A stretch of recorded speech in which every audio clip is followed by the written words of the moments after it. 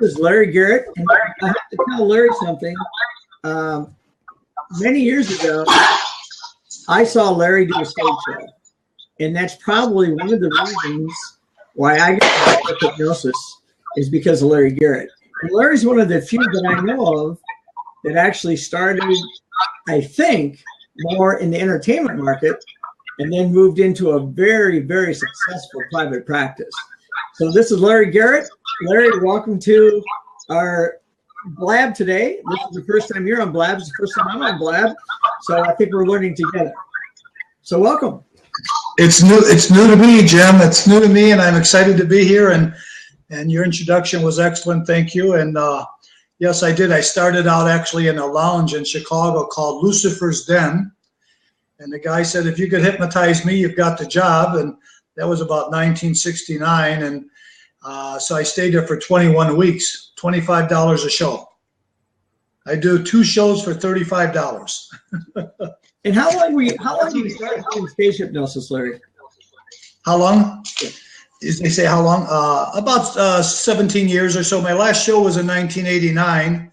And I used to, like you and I met, I think we met at Loras College, did we not? Yes, we did. Yes, okay. And I had an agent called Blytham Limited, and they would send me all over like yourself. I did about 30 states and maybe about 400 different schools. And it was quite an experience for about 16, 17 years. And yeah, I earned my money that way. I didn't make as much money as stage hypnotists make today, but it was still a good living. And one day I sat at my desk like I am now, and I said, you know, I would like to sit here and do the same thing I'm doing going traveling, because I was just getting tired of traveling. Sure. I mean, I'm sure many times you don't go home for a week or 2 or 3. And how did you transition from the stage to the clinical world? Well, I was trained more in the clinical aspects of stage of hypnosis, excuse me. But in 1970, it was a difficult way to earn a living. Not many people wanted to be hypnotized to quit smoking or lose weight or improve their memory. So I would sit there with maybe 2 or 3 clients in a month, and I would not be able. I wanted to earn a living. My mother motivated me to go into hypnosis as a full-time practice in 1970, and I gave up a lucrative position to go into hypnosis, and I couldn't do well just hypnotizing people in the office, so I had to go into stage hypnosis. But I had always this draw to sit and talk to people and help them feel better about life. Okay. And can you kind of walk us through, and I haven't had a chance to visit your clinic yet, which I really want to get down to one of your monthly meetings, which is going to come up in February. One. I'm going to do it in February, March. Can you kind of walk us through what you do? Because you're one of the first ones that I know of that really got into the electronic part of individual sessions, and it's been very successful for you.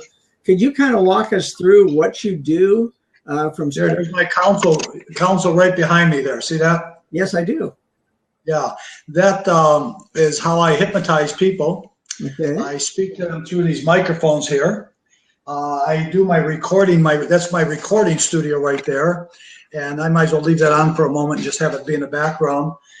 So to walk you through, when a client comes to see me, Jim, the first thing they do is they come in the reception area. I always work with an assistant, Sally, and so she'll greet the person, and she brings them into a room where we have, we call it our library room, but it has a video prompt and actually TV, and we show them an introduction video, pre-talk, if you will, on video, and the pre-talk is me explaining what hypnosis is about. It's about 20 minutes long. While the person is watching that video, I am with another person. So this client's watching the video, I'm doing my work with another client, and I'm constantly mixing recordings with personal suggestions.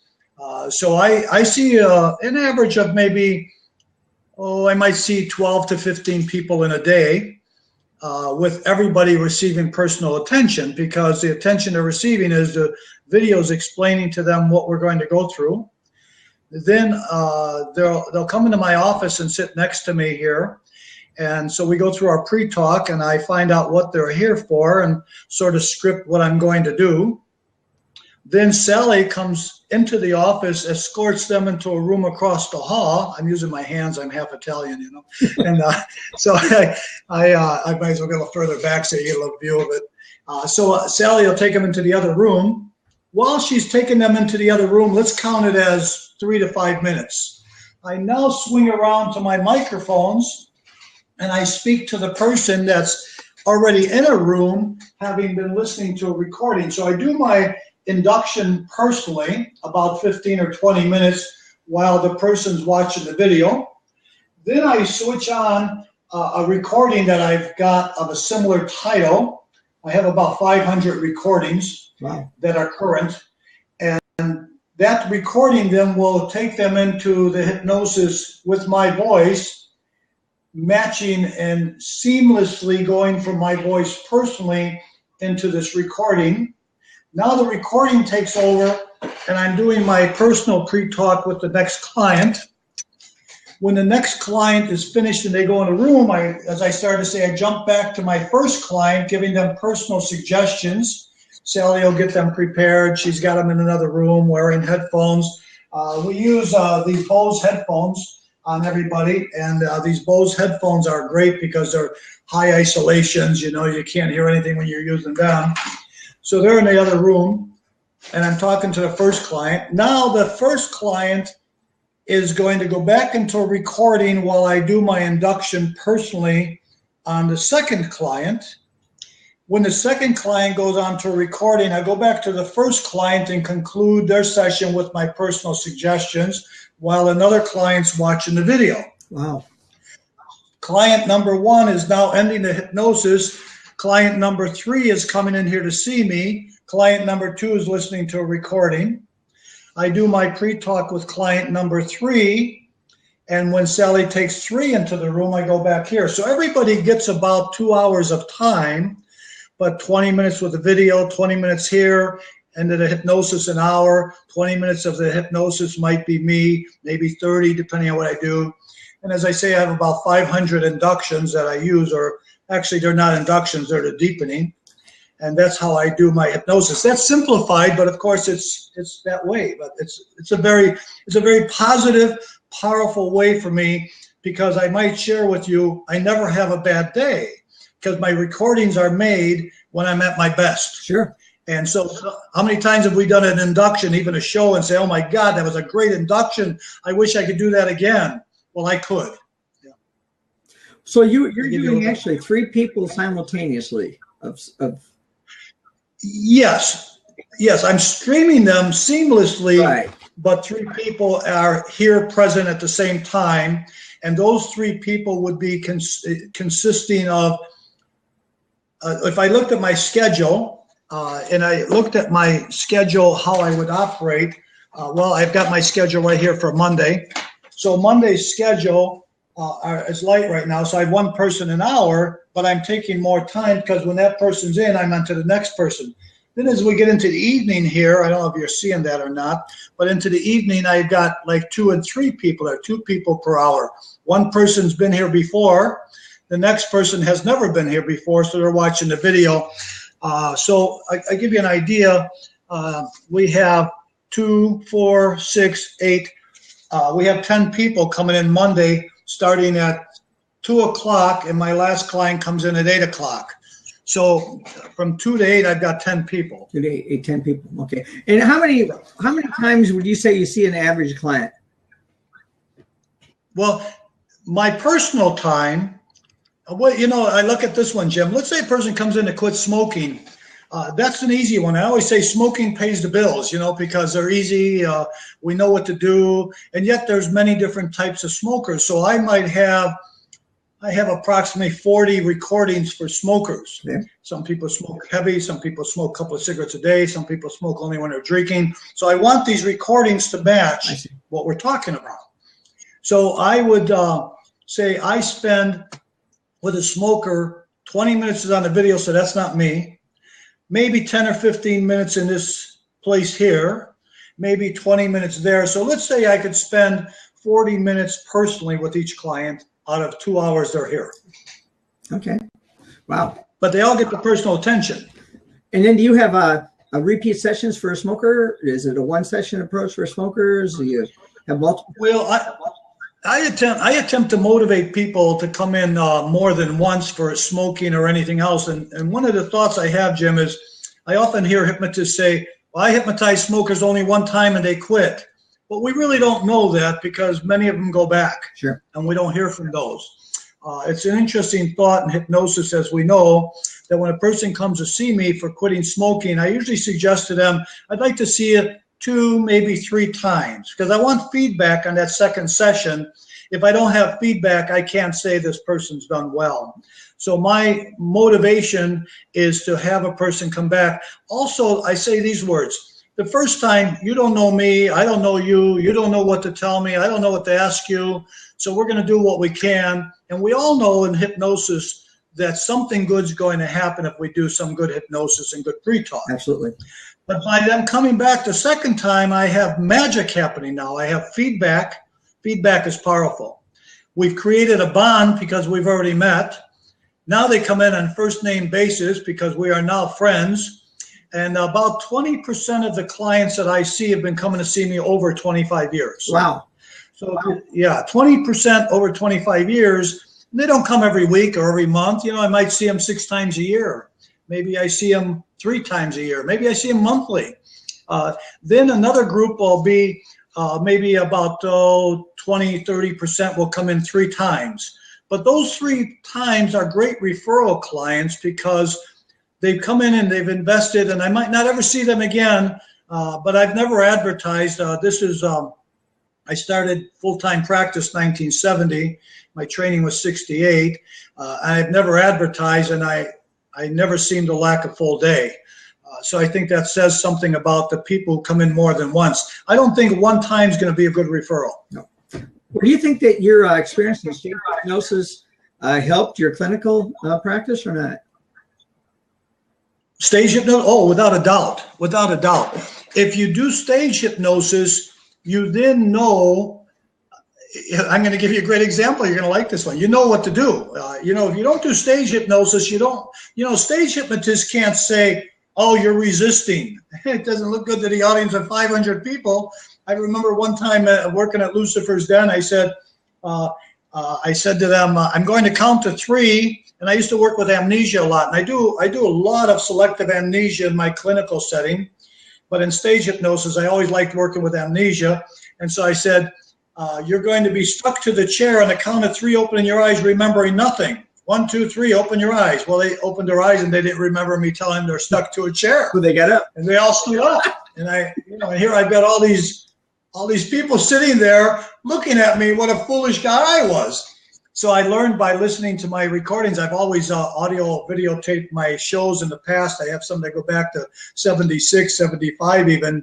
And I learned that it was remembering nothing but stuck to the chair was better than saying stuck to the chair, remembering nothing. So I learned in stage hypnosis, my last suggestion is my success factor when I do my clinical hypnosis.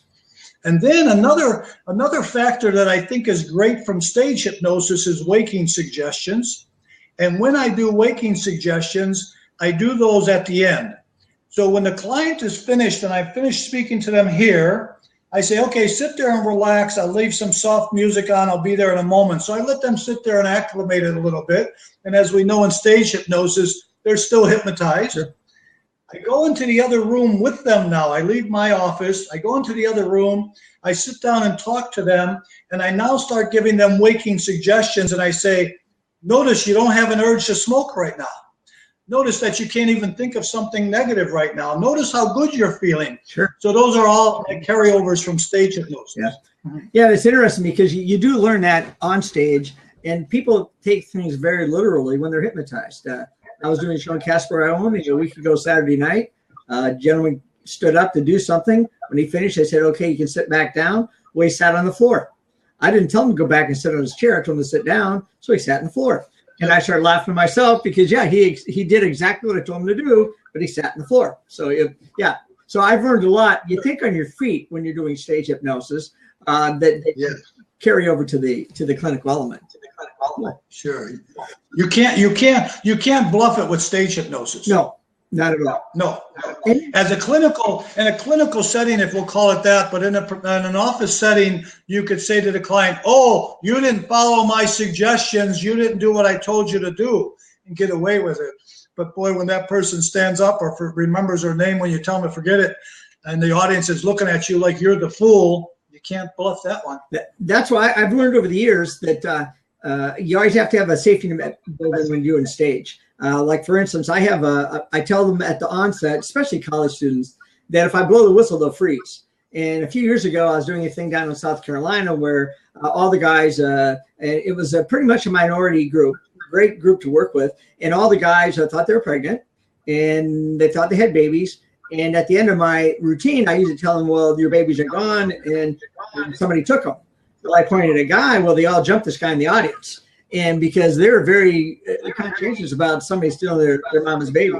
And they went right after this guy in the audience, and I had to pull them off. Or from that point forward, I had to whistle. If I blow the whistle, you're in freeze in the position you're in. So yeah, you learn. Well, going back to, how did you become interested in hypnosis in the first place, Larry? And where did you get your training? Well, I'm in my 20s at the time. I'm a very anxious person. I had a lot of physical symptoms from anxiety-related challenges. I had severe bleeding ulcers, constant headaches, my hands would tremor, I smoked too much, and life was not easy for me. I was about 26, 27, and I was interested in astrology. I was always interested in astrology and how that works. I was training in astrology at the time, and the school I was going to for astrology had a meeting, and I went to this meeting, and they had a stage hypnotist there who became my instructor, Fred Chavo. And so Fred was doing a stage show, and I was kind of a tight-ass guy. I said, no way can that stuff work. I don't believe in that stuff, and it was all tight. And so he must have picked up on that, and he said to me, he says, why don't you come to my class as a visitor? He says, and I'll show you more about it. And I said, okay. And I was going to go there and prove him wrong, of course. But what happened was he hypnotized me, and we were just talking about it at our Sunday meeting.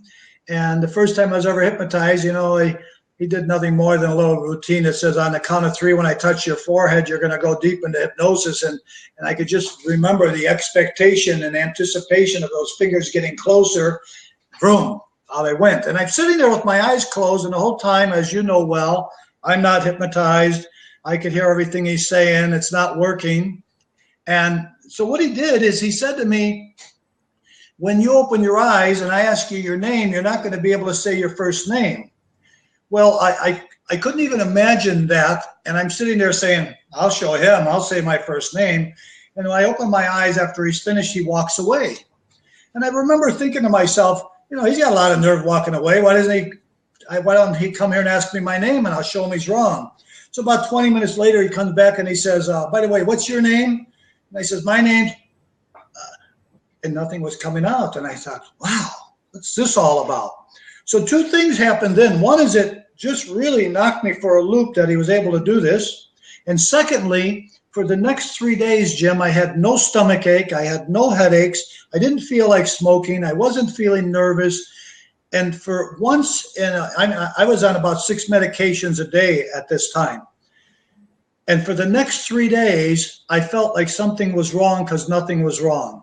So 2 things got into me. One is he got me to not be able to say my name, and the other one, he got me to feel good, and I hadn't felt good in about 8 years or so. Mm-hmm. And so I became obsessed with knowing hypnosis and everything I could. So I studied with Fred about a year. And during that study time is when I started getting out there doing stage hypnosis at the local lounges and clubs in Chicago. And did you end up getting a clientele in your private practice from the stage shows you've done earlier on? When you were well, like you, I would travel to other cities, and I have this wonderful friend, Dr. Jim Wand, who occasionally sends people to me that he meets at the stage hypnosis shows. And so I would be in another city, and they're not going to come to Chicago often. Sure. But I thank you for that, because every time I receive a referral from a peer, especially yourself with your background, I always say what an honor that is to have somebody refer to me. And I have to say to you that when I was doing stage hypnosis, I created a nice reputation, and I would get a lot of other shows, and I did a pretty good show for the time. You might know Jim Mapes. You know Jim Mapes? Sure. Jim will be on with us a little bit later this afternoon. I thought so. Okay. And he and I used to cross paths a lot because he used to do a lot of stage shows in the 70s. And Gil Eagles. Did you know Gil Eagles? I did. Yeah. Okay. And so we would cross paths and share war stories and refer to each other. But I didn't get a lot of clients when I would be out of town. But, you know, I taught hypnosis at Wright College here in Chicago from 1971 to 1999. And in those years, about 29 years that I taught hypnosis at the college, I got referrals there because it would be more in Chicago, and it would be more in me teaching them what hypnosis can do and how it can help. So I think that gave me a great start. And you have meetings once a month at your office in Chicago. We do. Tell us just about that quickly. Okay, we have one that's kind of concluding now. I'm going to turn this camera around here and see if it shows on the monitor. There we go. You see they are in the meeting right now, and they're still in the meeting. I don't know if you're getting a picture or not, but they're in the meeting right now. And we have a meeting the first Sunday of every month, and it's 90% hypnotists, and it's also people like today. We had 4 people come in that have no idea what hypnosis is. We've been having these meetings for many, many years. I've been in this office since '99. My previous office, I was there for 25 years. And that was on a different section of Chicago. But this building I built specifically for hypnosis and well, actually for wellness. We have the meetings, as you say, once a month on Sundays, first Sunday of the month. Rain or shine, doesn't matter if it's New Year's Day or if it's a football game, we still have a meeting. And we usually have around 30 to 40 people. That was the one that I've invited you to come and visit with us. And we often have, we have Dr. John Knapp. He's a physician here in Chicago who's been doing hypnosis for about 45 years, medical hypnosis. And not a lot of physicians get into doing a lot of hypnosis. He does. So he'll come in and do classes occasionally following the meeting. The meeting, we sit around in a big circle and we talk about topics related to hypnosis and the mind and well-being and things like that. Also at this office, we have massage, we have Reiki, we have acupuncture, we have Rolfing. I have around 10 hypnotists that work here. Everybody rents office space from me by the hour.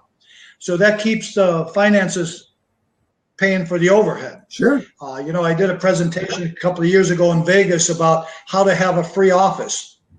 And of course, it sounds kind of crazy, but we have about 4,000 square feet here, and my overhead is actually zero. So the overhead being zero is because everybody else contributes. So we have maybe, I guess, about 40 people who rent space. Doesn't mean they all rent the same time. But if you get $20 here and $20 here and it pays for the overhead, and that's how I get a free office. Sure, excellent. Well, we only have about 7 or 8 minutes left. One thing, and I don't know if you have time to tell it in that 7 or 8 minutes, but a lot of people don't know about your experience with healing the enemy, and I think it's a great story. I don't know if you have enough time in 7 or 8 minutes. You can kind of relay some of the things you did there. I think it's just an amazing story. Sure. Thank you, Jim. Well, in 2001, April 2001, I received a call with a curiosity if I'd be interested in going to Iraq to hypnotize a businessman. And so I kind of speed it up because we don't have a lot of time. How fast time goes by is incredible.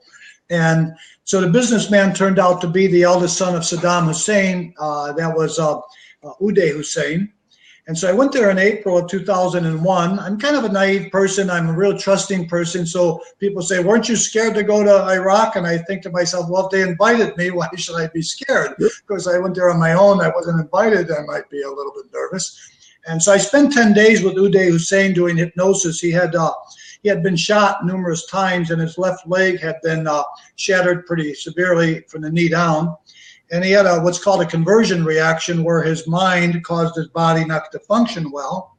And it didn't function well because he had 2 surgeons. One surgeon was Iraqi telling him, don't put pressure on your left leg. And then he had the other surgeon, who was a German surgeon, saying, you need to walk as soon as possible to make the leg strong. So he didn't trust the German surgeon, and his mind literally took what we spoke of stage hypnosis to not put pressure on his left leg. So three years later, he still couldn't put pressure on his left leg, and they had hired Iraqi hypnotist and a French hypnotist, and they weren't doing well. So he personally felt that somebody from the United States would do much better, and that's how I ended up going there. And I did write a book. Original book was called Healing the Enemy, and that's this one here. And the new book is published by Berman Press in Canada, in Toronto. See, the United States wouldn't publish the book because it was all about good stuff of the Iraqi people, how great the Iraqi people treated me, how good I was accepted and received. And so before the war, you know, this was in 2001, and I think the most unique part of this story, Jim, is I was there on September 11th, 2001, hypnotizing Uday Hussein in Iraq when everybody else was going through the devastations of 2001, September 11th. Wow. So when I came home, I wrote the book. Took me about a year, called Healing the Enemy. And it's a good book. I say it objectively. It's a great story. It's a good humanitarian story. It's a good love story. And I had about 8 publishers and a couple of movie houses interested at that time because I was the first American to go to Iraq in 10 years legally. And also the story was unique to be there September 11th. But then the war started in 2003 of April. And so one by one, each of these publishers dropped me. And they wouldn't talk to me. They wouldn't publish. And then about 4 years ago, I met Sanjay Berman from Berman Press, and he redid the book. I rewrote the book, and we retitled it called Hypnotizing the Devil. And so it's been rewritten, so it's a lot about Uday Hussein, where the first book was a lot about the people there as well as Uday. The second book is stronger about Uday. And it's a good story. It's a great story. It's done well, and it's also available on iTunes as an audiobook. Oh. And how can they obtain that? Sorry, again, please. How can they obtain both those books then? Oh, I think either one could be obtained on Amazon.com. Yeah, and iTunes, you could obtain it, the audio version. I did the audio version myself. They wanted me to use my voice, so I did the audio version of it. Okay. It's a good story of what we don't know and how hypnosis can really bring people together. I really had this irrational fantasy that I was going to bring our two countries together by going to Iraq, the enemy. That's why I called it Hypnotizing, Healing the Enemy, because they were considered our enemy, and I guess in some ways still are. Sure. But of course, everything I wrote in there contradicts a lot of the things that we heard that started the war. Even I'll leave you with a great pondering thought about how I was, the media said Uday and his brother were killed, but Uday and his brother didn't even talk to each other. They actually didn't like each other much. So for them to be in the same place during a time of war with a 12-year-old nephew, it doesn't sound very logical, but that's what we read in the media. But the media is not always accurate. So I often wonder if Uday Hussein is still alive, but that's my thoughts. Sure. Well, if you could give one bit of advice to somebody moving into either the stage or clinical world today, what might that be?